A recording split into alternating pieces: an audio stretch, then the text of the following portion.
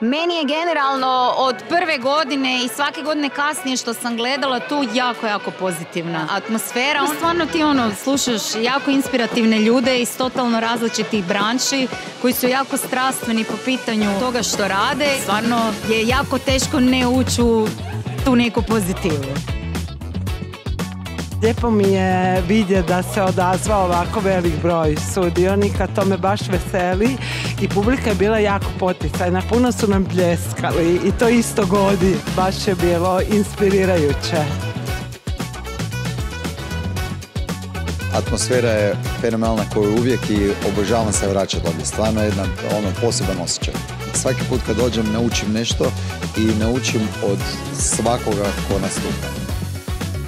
Pa uvijek je lijepo kad je dvorana puna i kad se traži mjesto više.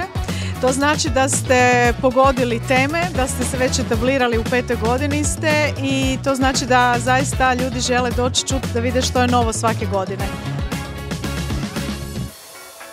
Stvarno je velika čast i privilegija biti ovdje, organizirate nešto fenomenalno, nešto izrazito korisno. Ja neću reći samo za ženski rod, nego i za muški rod. Nešto što će i meni, kažem, pomoći u mojem svakodnevnom poslu i u odnosu sa ljudima. Priča koja stvarno ima smisla i koju baš podupirem, evo, i nadam se idućih godina da ćemo se vidjeti ovdje. Ja mislim da bi zapravo svaka osoba trebala iskusiti ovo Aninu želju i volju koju ima i koju je ulupala u ovoj Wolf.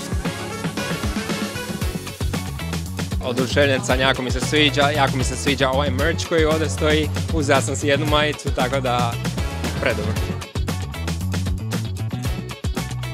Divno iskustvo, divni domaćini, nadam se evo da smo mlade pogotovo inspirirali sa lijepim temama.